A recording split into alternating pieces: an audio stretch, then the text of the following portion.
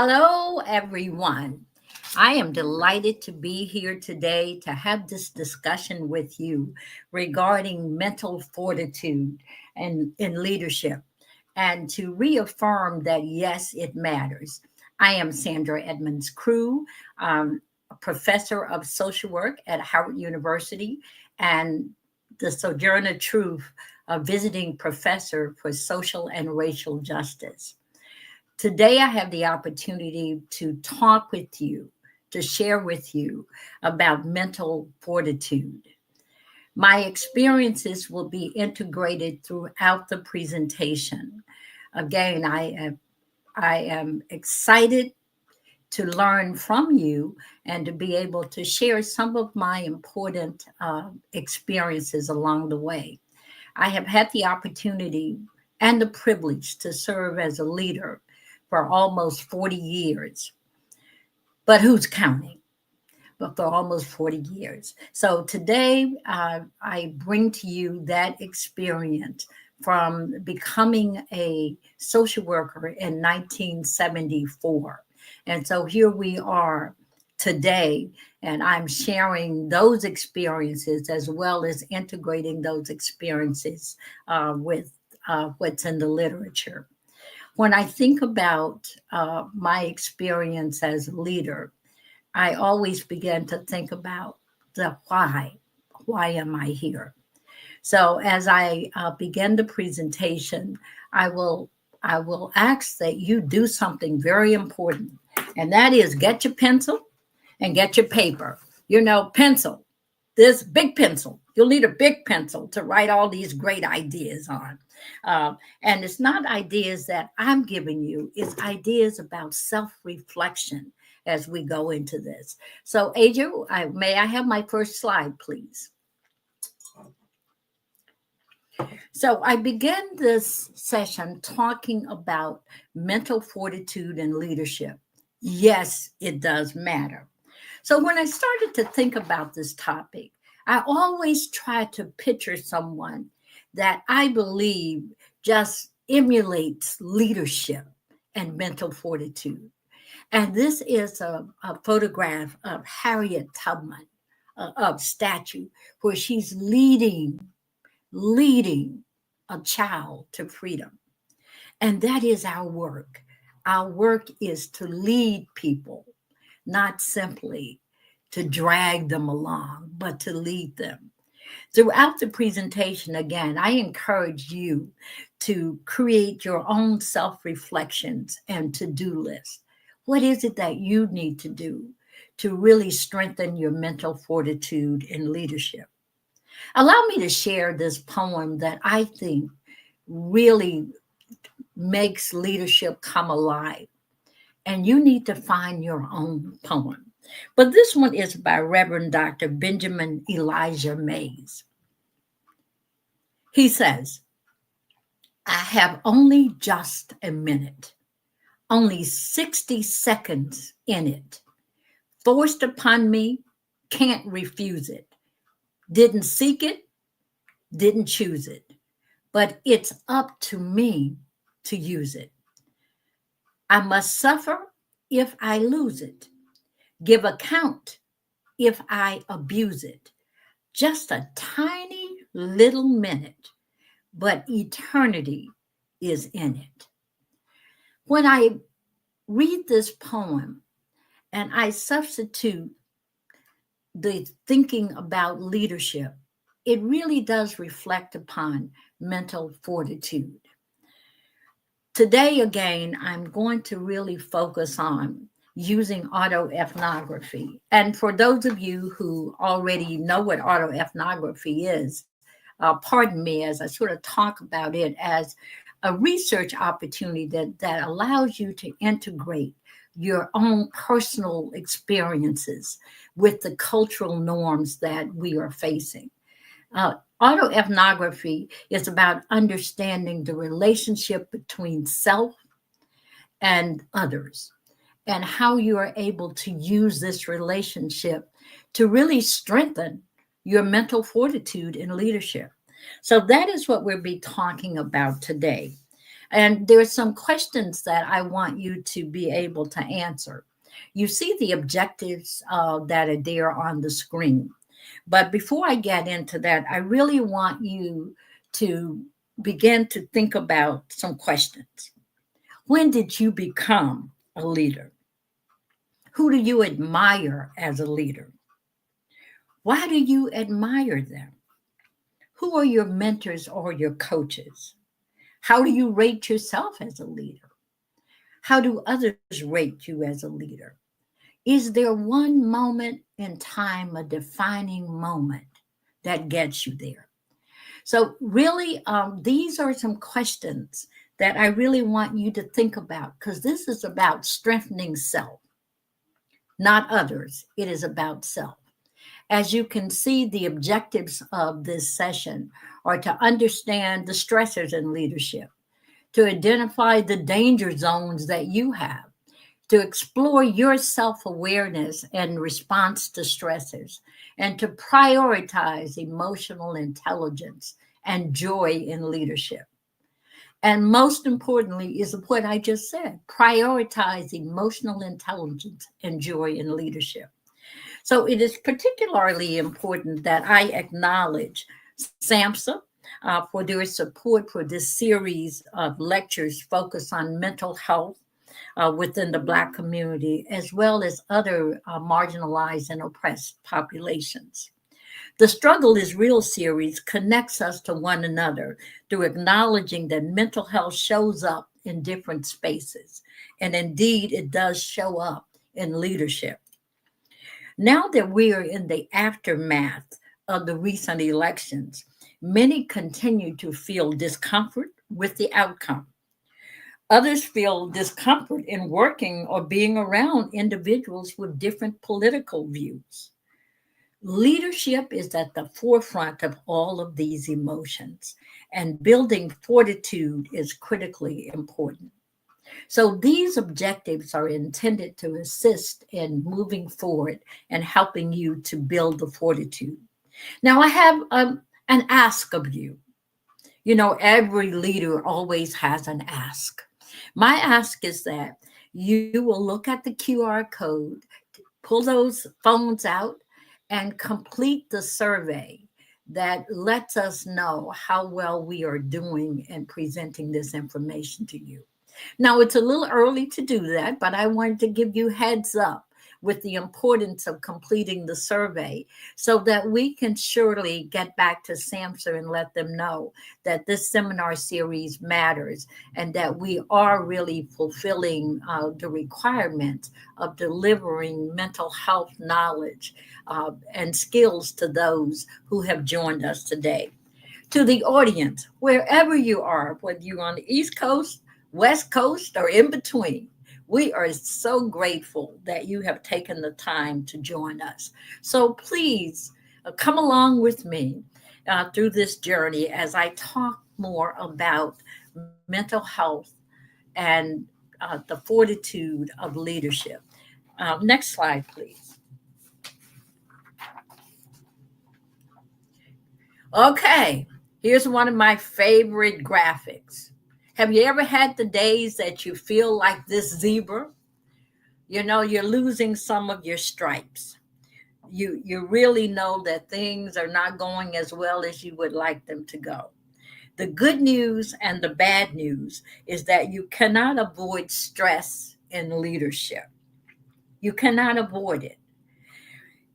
You have to feel comfortable with the stress, knowing that stress is the body's natural reaction to challenges. It can result in physical, emotional, or behavioral responses. But stress is with us to stay. Now, stress falls on the continuum from distress, challenging, and difficult situations to eustress, challenging and rewarding situations. It's important that we understand that stress can also have positive impacts on us. But yet, it's important to understand the negative impacts as well. And to understand that sometimes we all feel like that zebra in the graphic, that we're losing our stripes and wondering what's causing it. What's causing it? You know, if I were a clinical social worker, full disclaimer, I am not a clinical social worker. I am a macro practitioner, and my focus is really building community, building leadership, being focused on creating new opportunities and building individuals for success, focused on the lived experience and how it values, how it is so important as we move forward. So, but if I were a clinical social worker, and I know you clinical social workers are out there, or your clinicians, psychologists are out there, you'd probably start with some breathing exercises or something that really focuses you on mindfulness. So, go right ahead and do that. Go right ahead and do that. But I will focus more on sort of the macro piece of that. And remember that it is always important to do a self check. SAMHSA has a number that we all can benefit from when we see people experiencing challenges in their mental health. 988. Remember the number 988. That is when you're feeling so stressed or you are encounter someone who is feeling stressed. You can call that number and get help. And again, I am really advocating that we focus on how to get the help that we need. So, the takeaway, stress, you can't avoid it. So, what we can do is really think about how we are able to manage the stress rather than trying to avoid the stress. Next slide, please. So, let's kind of take a step backwards. Mental fortitude is a necessary element for success. It is defined as the ability to focus on and execute solutions when in the face of uncertainty or adversity. If we break under pressure, if we lose patience with the process we're being challenged with, it can easily drive us to quit prematurely before we get to the success that we are looking for. So, having the mental fortitude is necessary for us to move forward. It requires patience, it requires creativity, it requires exploration and execution. When we develop mental fortitude, we can stay strong in the face of adversity. But we must be able to tackle the leadership stress that comes along with this. So let's take a deeper look at leadership and stress. For those of you who are in leadership positions, or for those who are seeking leadership positions, you will be constantly facing deadlines, conflicts between and among team members, persons challenging your intellect, that glass ceiling that's up there, and the list goes on and on. Please feel free to take a moment and add to the chat kind of some of those stressors that you find in your day to day work. Despite the specific area that you work in, somehow stress finds its way to your plate. Now, some would say if you're in leadership, stress doesn't have a plate, it has a platter, and it is a full platter. But yet others may say, Dr. Crew, it's not a platter. It is really more like a buffet.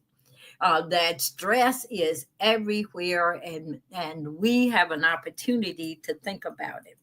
So not only is there stress on the job, there's home life stress also that's integrated with this. Some of you have caregiver responsibilities. I had that for caring for a mother with Alzheimer's. So having to lead while caring is another source of stress. Family expectations. I need you to be at this event, but you need to be an event at work. Traditions. Oh, we're coming up on Thanksgiving. And some of you are already beginning that meal. And you are beginning to become stressed about, now, how do I finish what I'm doing at work and now have to move to this uh, fabulous meal? Uh, See, some of you are so much better than I am. I am really headed for the Stouffer's frozen food section and finding something there. So, but others are much more focused on making sure their family has a wonderful, wonderful meal. So it's important that we think about these um, external factors that go along with stress. So, often people talk about work-life balance.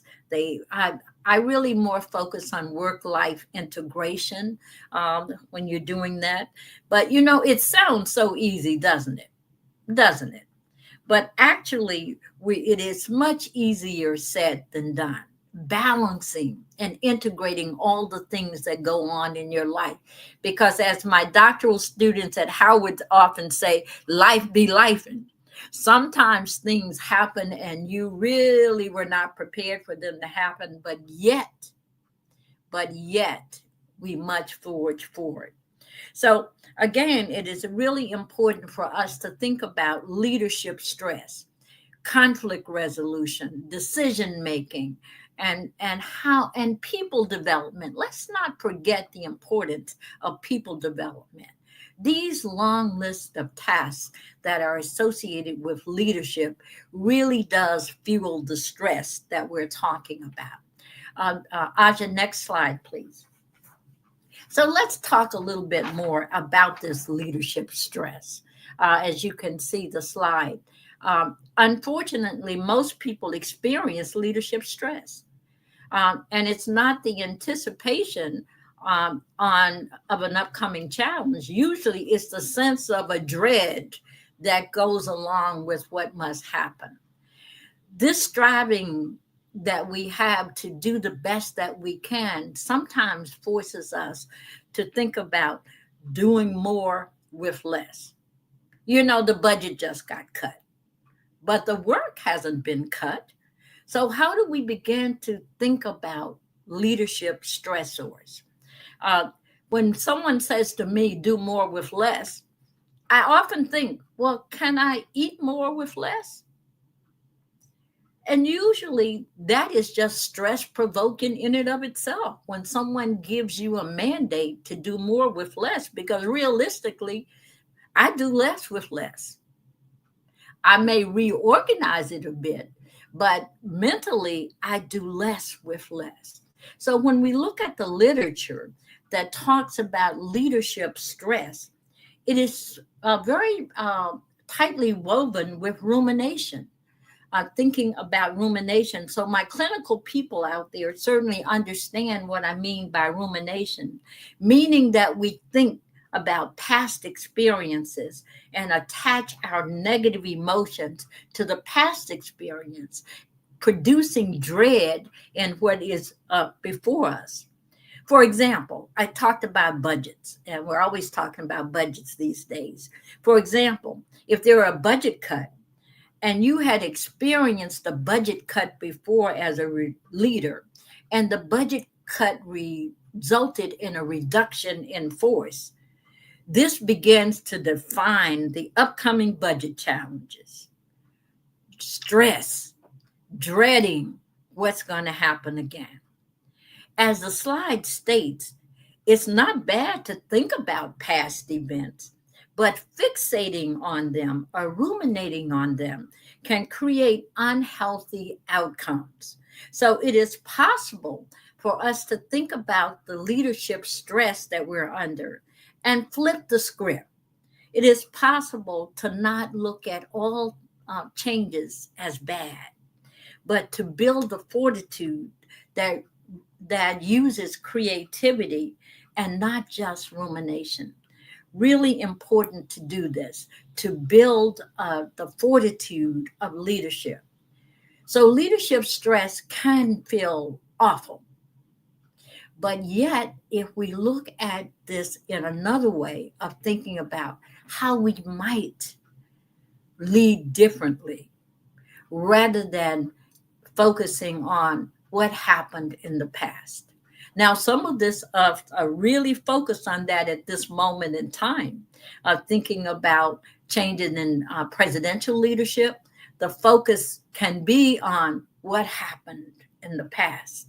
But here's an opportunity for us to start thinking about where do we go from now? Again, flipping the script. Next slide, please. So when we think about leadership challenges, they are some particular challenges that go along with leading in the African American community. Asia, next slide, please. So when we think about leadership within the African American community, there are issues such as systemic racism. Asia, next slide, please. So, when we think about leadership challenges unique to the African American communities, we have issues related to systemic racism, microaggressions, the glass ceiling effect, tokenism, and some Blacks are just simply fatigued with all of this. So, we kind of claim this as Black fatigue. And there's a Black tax that we talk about, meaning that there's an added burden when you carry racism, microaggressions, that glass ceiling effect, and tokenism with you. It is important that to note that African Americans often experience these challenges. The workplace is a breeding source for these negative experiences. Systemic racism, where decisions are really grounded and prior experience with racism. We use critical race theory to kind of help us to understand how embedded racism is in our day to day work actions. And I might add also sexism. Um, we know that if you've had one of these negative experiences, it hitchhikes with you to your leadership experiences.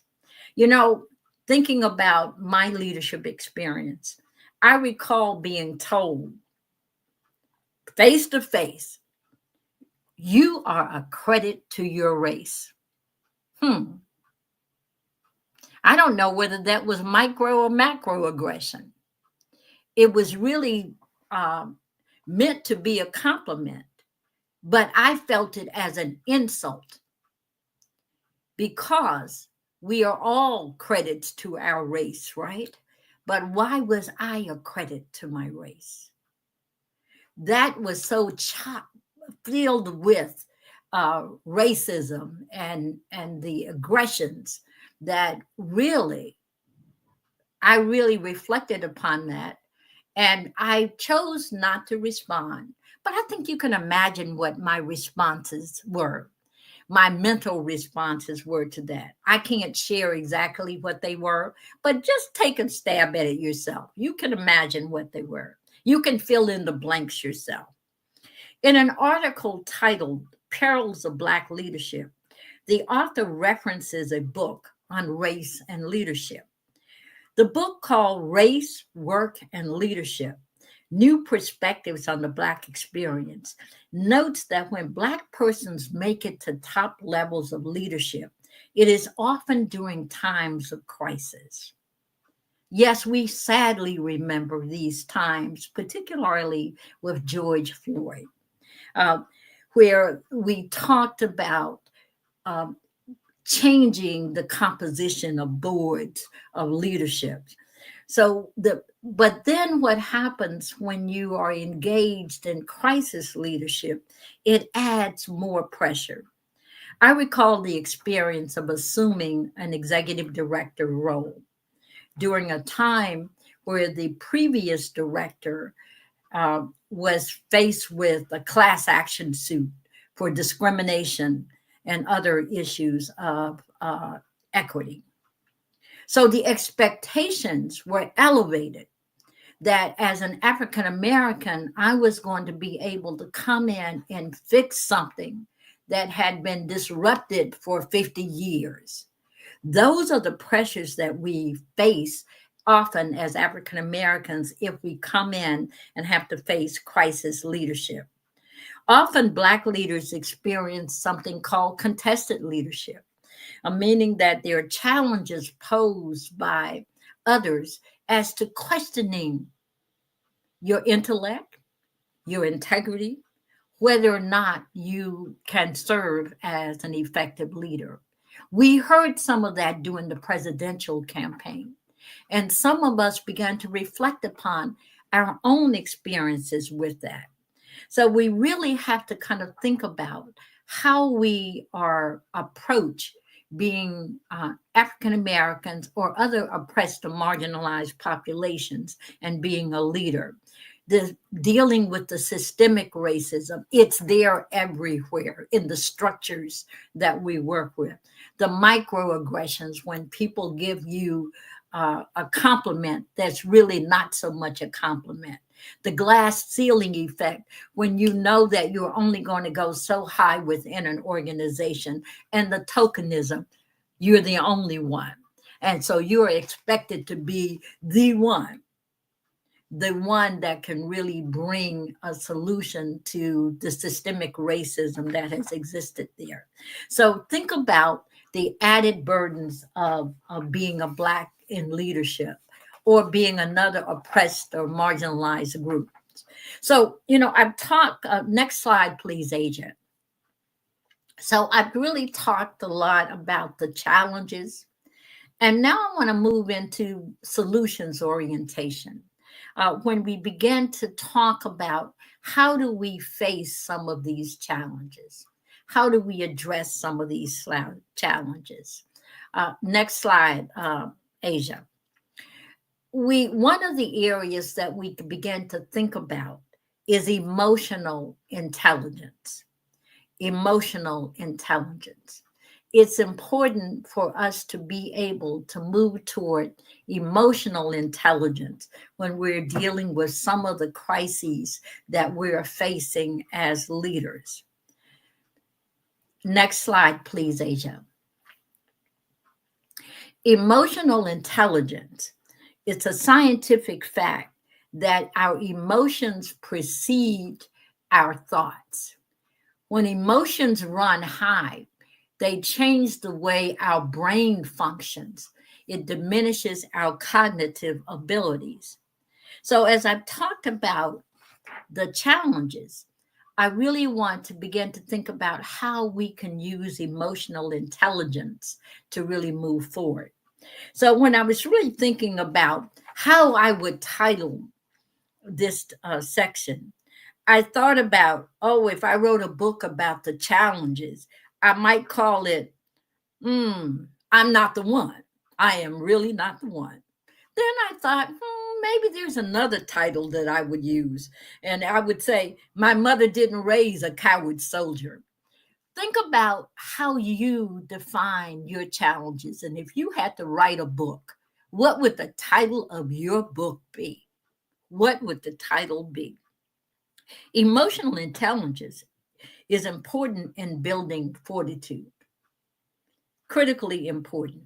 It requires that you manage your own emotions while simultaneously understanding the emotions of people around you. And that is a difficult task. When we do this, though, we are more successful in both our professional and personal lives. We are not on an island all by ourselves as leaders. It is important that we really invest in emotional intelligence. I am reminded of something that I faced several years ago. And some of you on the call may have had similar experience. During COVID, and while I was serving as the Dean of the School of Social Work, a dear colleague shared with me that she had terminal cancer. She asked that I not share it with her colleagues because she did not want to burden them. When she passed, I had the awesome, formidable task of letting her colleagues know, yet feeling a sense that they had no opportunity for closure. But emotional intelligence required that I honor her wishes, but yet think about my role as leader at the same time. I knew that this would be a difficult announcement. Not only was it difficult because of the loss of this very valued colleague and beloved colleague, but I had to do it in an online form. So I couldn't reach out and touch anyone or really observe them as closely as possible. So emotional intelligence required that I really reach out to a relation and say, will you be there during this call? Because I'm not only managing the emotions of my beloved team, I'm managing my own emotions because I too was a member of that team. So sometimes emotional intelligence requires that you use those relationships that you built over the years. So I was fortunate enough to have a close relationship with the dean of the chapel. And I said to the dean, will you be there when I make this announcement to individuals? That's emotional intelligence, understanding your limitations as a leader, but also understanding your impact as a leader on others. So, dealing with grief and loss, it requires leaders to tap into your emotional intelligence. Whether you are a winner or a loser, when we looked at the political election, it's a part, it can be a part of grief and loss. So, it is important that we think about the elements of emotional intelligence. These elements are self awareness, self regulation, motivation, empathy, and social skills. So, in the next slides, we'll be able to talk a little bit more about both of these, about all five of these areas. Aja, next slide, please. So, let's talk a bit about self awareness and self regulation. Again, these are two of the five areas that are associated with emotional intelligence. Self awareness is critical. I think all of you on this call understand what that is. Self awareness allows you to examine what's going on with self. It allows you to think about your actions, your emotions, your moods, all of those, because we all come with them. We all have up days and down days. But if it allows us to think about whether the glass is half empty or half full. I say to you, colleagues, in my experience, if you approach it as half empty, your self awareness is that it's half empty. So will your team take this approach. But if you approach your self awareness as that it is half full, that's a growth area to kind of think about. So when we think about self awareness, it includes being aware of the effect of your actions and moods and emotions on others. Being aware of that, paying attention. Similarly, self regulation requires that you seek the right time and right place to express your emotions. There's a right place and a right time. I know sometimes it's hard to control them, but it's important because your team is feeding off of your emotions. Yes, it's okay to be upset, but it's not okay to transfer those feelings to others. Similar, it's okay to celebrate a success, but your success may look like failure to someone else. So you have to balance all of those things. So because you're not only paying attention to self, you're paying attention to others. Mental fortitude requires that there is both self awareness and self regulation. You know, I was frustrated one day, and I don't even recall now what the frustration was about. But I wrote an email that was really sizzling. Have you ever written one of those sizzling emails? I mean, like, listen, I need you to know what I think about what you just did. And before I hit the send button, I remembered a colleague saying to me, "Oh, it's okay to get it all out there in the email, but don't hit the send button until the next day." See, that's self regulation, understanding that I had to get it out there somewhere. I had to say, this is really not good with me, but yet understanding the harmful effects, because once it's out there, you can't change it. So, focusing on your positionality as a leader allows you to make a statement that's not always harmful. Now, in reading the literature on self awareness, I thought it was important to share with you to think about self awareness as being internal and external. Internal, you kind of know what's going on with you. External is what do other people think about you, kind of what's going on. So we have to look at both of those aspects, because internally you may feel that I'm doing well, I handle this just okay. Externally, people are saying, oh, he, she, or they are falling apart. So important to look at both of those. But there are also drawbacks to self awareness. And what some of the drawbacks is, the literature states that sometimes there's overanalysis, which becomes paralysis in decision making. Sometimes there is such a serious self criticism that it reduces your ability for spontaneity and creativity, and it can lead to perfectionism. But it's important to be aware that these things can happen. So when we think about self-awareness and self-regulation, these are opportunities for you to address self as we think about mental fortitude and leadership. So let's move on to the next slide, Asia. Social skills and empathy.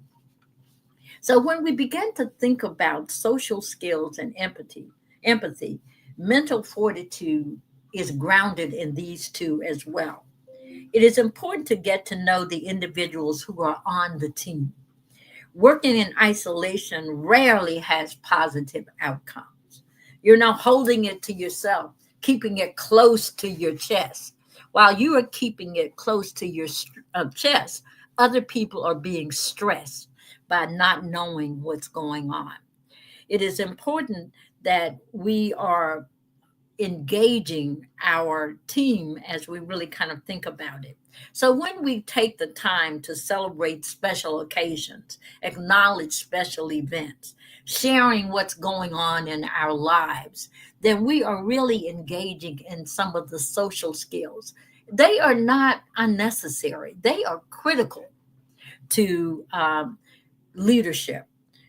These social skills advance one as a caring leader and not just as an efficient leader. Similarly, when we think of empathy, I really love this slide as we're kind of seeing into each other and we become blended in some ways. Uh, it is aligned with emotional intelligence in that it helps us to understand the actions that are not necessarily aligned with your organizational goals. Sometimes we just need a little time on the couch, don't we? All of my clinical professionals get this, but it's also a macro tool to be able to know more about people so that you can be a more effective leader. Mental fortitude allows you to make hard choices, but to understand the impact of those hard choices on your team members. During the pandemic, there were so many changes that we had to endure. For me, working remotely and converting to remote classes was a challenge. It was a challenge. Yet, I had to champion the transition. During this time, there were numerous personal losses and professional losses. Yet, the expectation of leadership was for there to be mental fortitude and to be champions of the change. We had to champion the new normal. For some, social skills include humor, and I'm one of those some. I really love to really step back and have a good laugh sometimes. Step back and have a good laugh about what I have done. Not laughing at others, but laughing at myself because sometimes I can kind of do some things that I'm like, so every day during the pandemic, and some of my colleagues know this, I got up every day and dressed as though I was going to work. You know, where some people dress from the head down, I did the full dress. And then as I think back, now why did I do that? Why did I feel the necessity to dress from head to toe? That was a part of the mental fortitude that I am readying myself for work, readying myself for leadership, readying myself for the new normal, but yet thinking about what the return will look like. So when we think about humor, it has to be used strategically. But I love a good laugh, a good hearty laugh. And think about, oh my, no, I didn't. No, she didn't.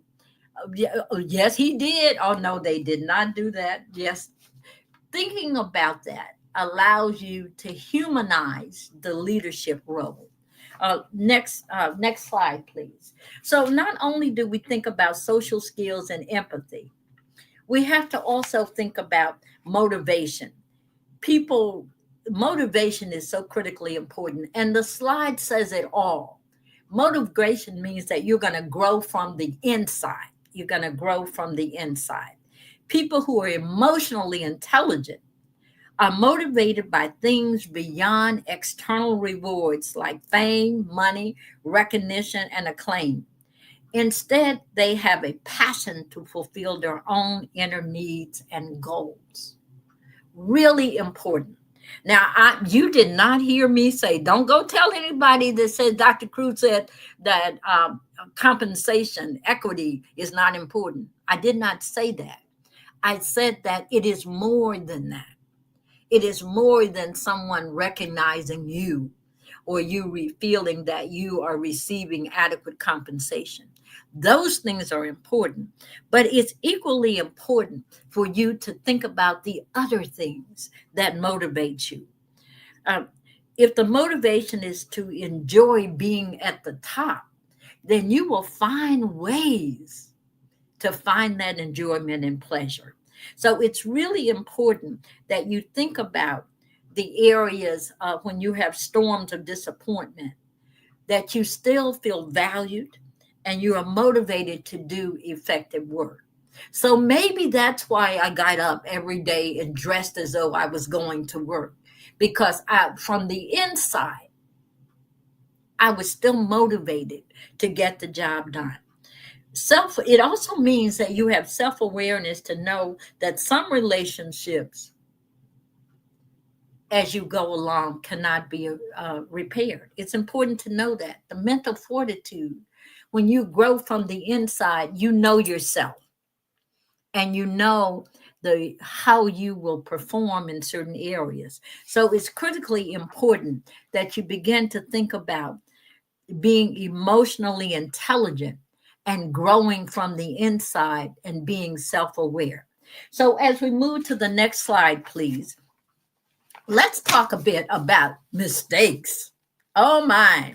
You know, I started thinking about all the mistakes that I have made, all of the mistakes that I have made in leadership. And colleagues, I don't have enough time in an hour seminar to share them all with you. But I tell you, I have made some major ones in terms of thinking about mistakes. I've never made them with intent, but I have made the mistakes. So When I read the literature on mistakes in leadership, it really did indicate that the important thing to do when one makes a mistake is to admit and apologize. Now, I'm reminded when there was a mistake that we made related to tuition. And I thought that I had apologized to everybody in the United States and Cape Town as well. It felt like I'd apologized to everyone, and I told my provost that I was constantly apologizing. Every hour, I had to issue an apology. And what he said to me, I found very interesting because I had a good laugh at it. He said, "Okay, that's all right. You know, at the end of the year, I'm going to give you the Nobel Prize for apologizing." So you see how you can take mistakes and find something that you can grow from the mistakes. In a leader who has mental fortitude accepts that mistakes will happen. The leader with mental fortitude will admit and apologize, embrace communication and transparency. Now, let me take a moment to talk about communication and transparency. Telling the truth is communication and transparency. Simply uh, saying something rich with misinformation and disinformation, that's not communication. That truly isn't communication. So we're really talking about the integrity of communication and transparency to the extent possible. Certainly, there are some things you can't be transparent with as a leader. But if you embrace communication and let people know, yep, I dropped the ball on this, my bad, that's okay. But also, the important piece is to channel lessons learned for future success. It really is. I'm not going to do that again. I learned from that mistake. That is a mistake. So when I searched the literature to talk about the top that, and it really continued to address the top 10 mistakes made by leaders. And they were: number one, lacking humility. Number two, avoiding conflict. How many times have we tried to avoid conflict and it comes back anyway? Number three, being too friendly. Number four, not offering feedback. Number five, taking on unnecessary work. Number six, not having faith in your abilities. Number seven, being reactive versus proactive. Number eight, failing to define innovation. Number nine, lacking vision. So important. And number 10, saying one thing and doing another. Those are the things that the literature talks about. So when I looked at that list, I tried to say, are there mistakes that I have made that fall into that category? I would probably say taking on unnecessary work. So if I had the opportunity to do some things differently, I might change that. Because when you take on unnecessary work that always felt necessary, you're missing the opportunity to grow other people. Asia, next slide, please. So mistakes happen and we can claim them, but we can also learn from them. You know, on the previous slide, I quoted Howard Thurman, who said, growth always involves the risk of failure. So if you don't take risk, you will never grow. But now here we are. We are now finding the joy of leadership. Oh yes, there are just tons of things of joy in leadership. Again, I love this graphic because you see that wilted rose. I thought, well, that is exactly what happens when you lose your joy. When you look at this, not only is it a wilted rose, it is in a container that you can't even give it any water. That's sometimes what happens when you take the joy out of leadership. Joy functions as a potent leadership tool for galvanizing can do energy and getting stuff done. It is not the sort of tool that one can simply manufacture. Joy cannot be faked, but you can find it. You can find the joy. if you really work on it. It is truly something one has to work on. So, despite the challenges of leadership, leaders with mental fortitude find joy. The literature affirms that joy is vital for leadership. You know, the wilting rose cannot be who you are. It is important that we think about the principles of the Howard University School of Social Work Black Perspective that particularly focus on joy, and they are affirmation and strengths. If we are able to affirm that we are in the role for a reason and draw upon the strengths, not our own strengths, but the strengths of our team, that is when we're able to find the joy. When we affirm the individuals we work with and recognize their strengths, the workplace will be more joyful.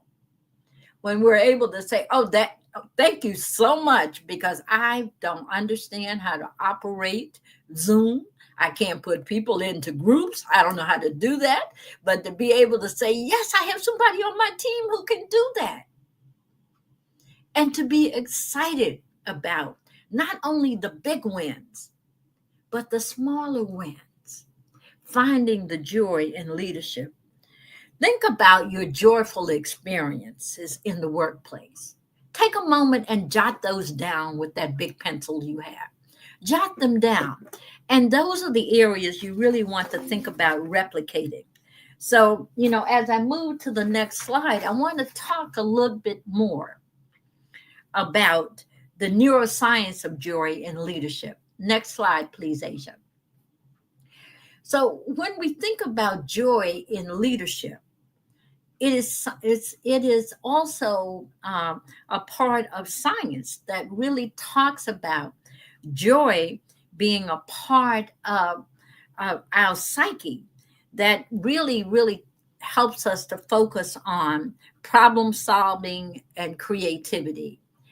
Next slide, please, Asia. So the neuroscience of leadership, of joy in leadership, really tells us that it is important to have joy as we lead. I encourage each of you to read about joy and leadership and the neuroscience of joy and leadership. It's hard science that joy is more than feel good or fluff stuff. It's more than that. Asia, next slide, please. So, as we think about the neuroscience of joy in leadership, we begin to understand that our experiences can shape our brains and change our nervous systems for better or worse. Faith and spirituality are also sources of joy that transfer to leadership. But let's just kind of, take a moment and think about the science of joy. Again, it's more, as I've already said, than feel good or fluff. It releases neurotransmitters such as dopamine and serotonin, and it enhances our cognitive functions. It is important that we think about joy as a tool. Now, one of my favorite contemporary songs is by Pharrell Williams that emphasizes the joy of being happy.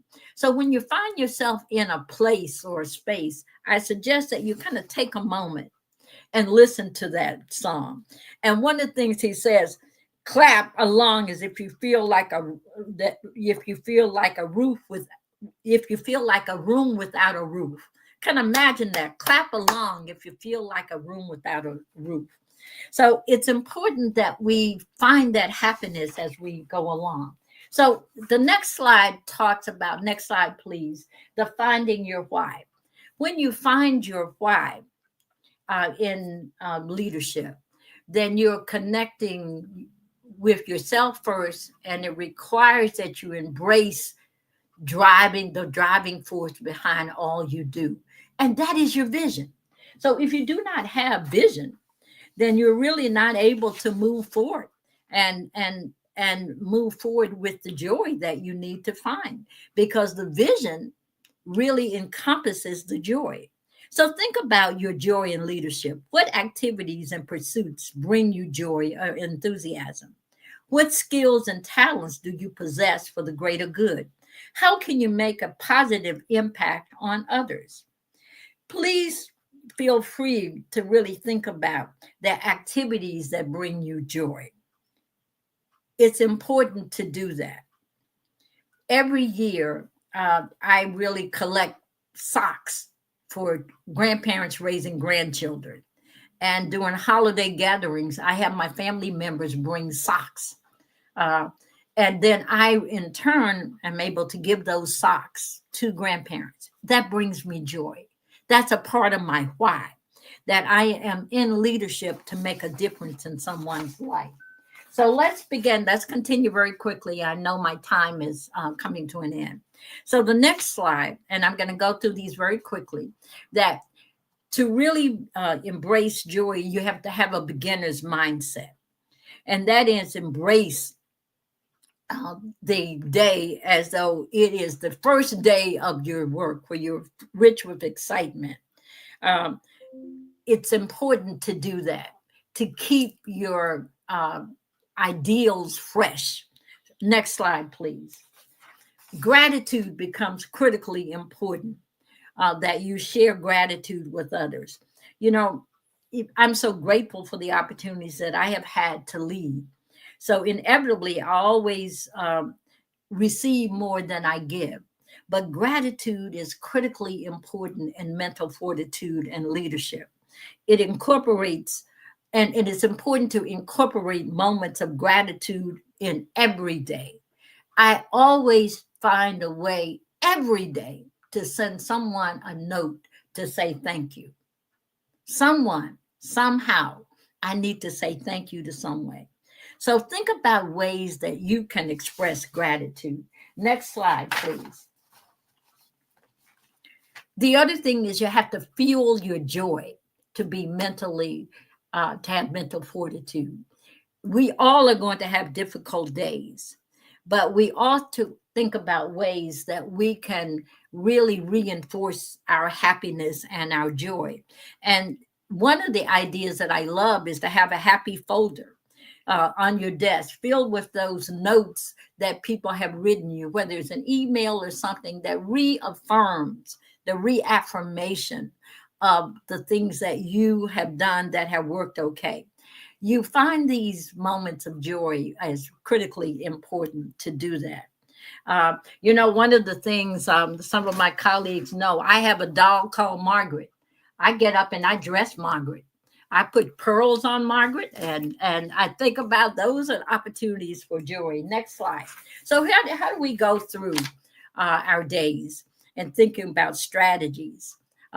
So there are 7 strategies that the literature provides, and they are to recognize your stress signs. You know what they are. For me, I have no appetite when I'm stressed. Be healthy diets, the work-life boundaries, enlist a coach or a friend. Personal board of directors, a good idea, and the art of recovery. I recover really well with ice cream, and to focus the attention on the present and not rumination. So I went through these very quickly, but you need to do these for yourself. Next slide, please, because I'm coming to an end. I adore these 2 ladies, Tubman and Truth. So I end with quotes from them. And they were persistent. They were leaders who had mental fortitude. Uh, Truth says life is a hard battle anyway. If we laugh and sing a little as we fight the good fight of freedom, it makes it all go easier. I will not allow my life's light to be determined by the darkness around me. Think about this, important. Then Harriet Tubman said, I was a conductor of the Underground Railroad for 8 years, and I can say what most conductors can't say. I never ran my train off the track, and I never lost a passenger. As leaders with mental fortitude, we can never lose passengers. We have to keep them on board. Final slide, please. Thank you so much for the opportunity to share with you today. There's that QR code. Snap it now. Take a photo of it so that you can let me know how this session went for you. Again, it is indeed my privilege and my pleasure to have served in speaking to you about mental fortitude and leadership. Thank you.